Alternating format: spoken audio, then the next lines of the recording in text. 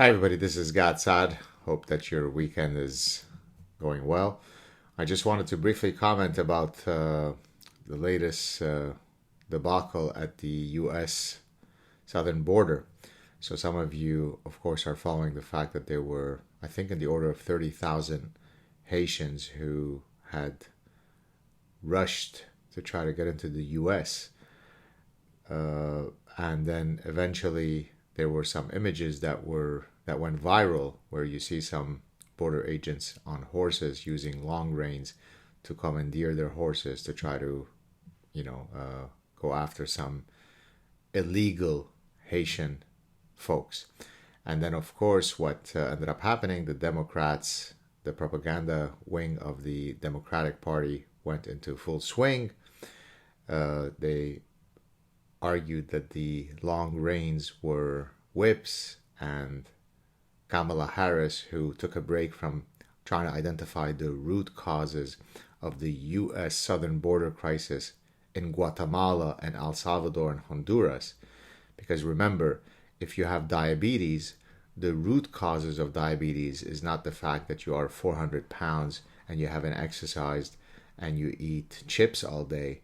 The root cause is because your Uncle Joe didn't, cheer you on when you were a soccer player in your childhood. So you really have to go, you have to unfold the causal chain to the root causes. So it's not that there's an open border policy that's causing half of humanity to try to break into the US.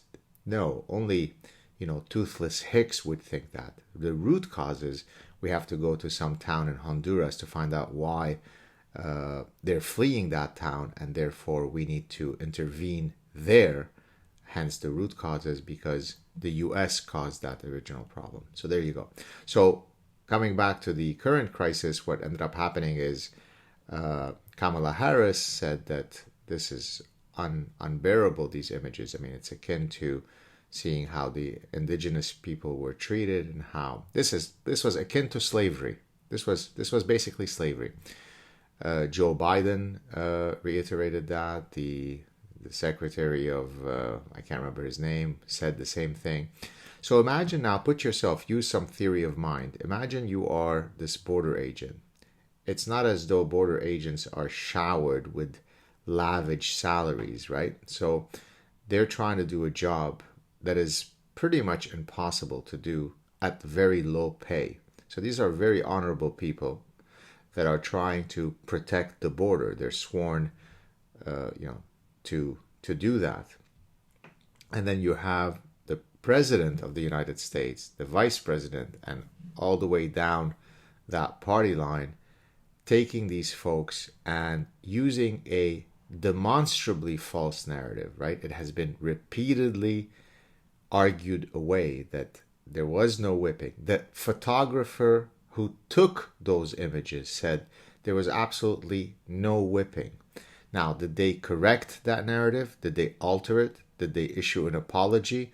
Did they say, my God, the horrors that the border agents must be now going through, given that we've completely thrown them on the bus? No, they doubled down. As I explained to you a couple of clips ago, it is almost impossible to alter someone's position. Even when they know that their position is false, that they're lying about their position, people double down.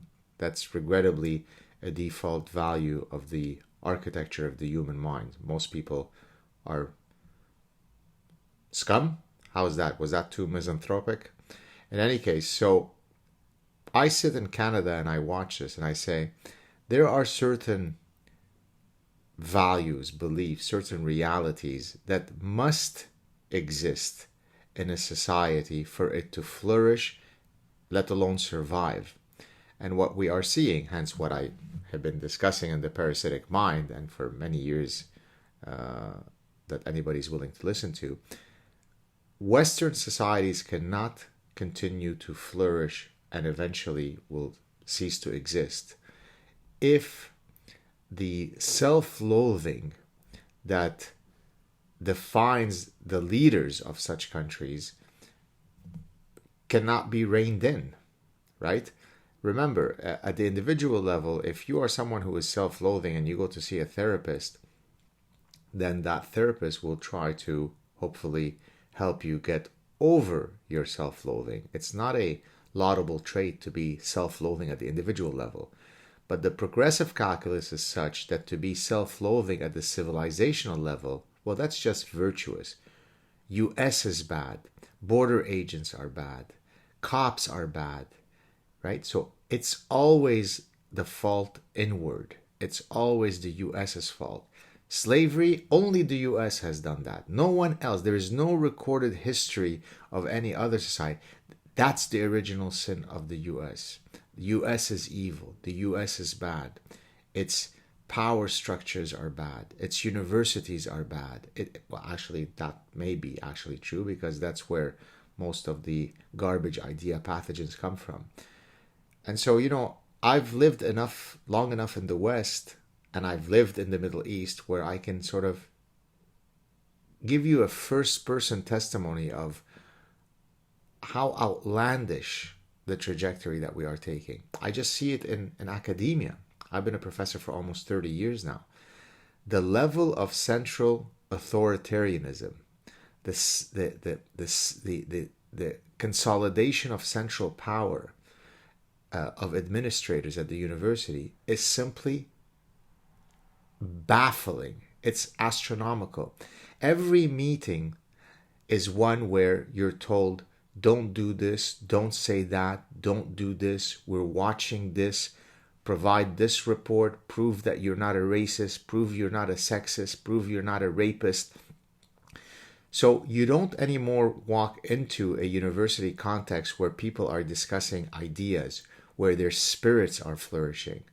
As I wrote yesterday in a social media post, the university is where spirits go to die now. How tragic is that?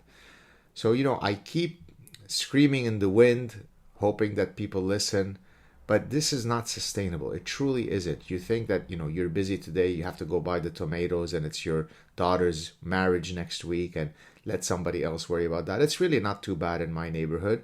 There is really no diabetes because nobody in my family has diabetes. So, is there really such a thing as diabetes?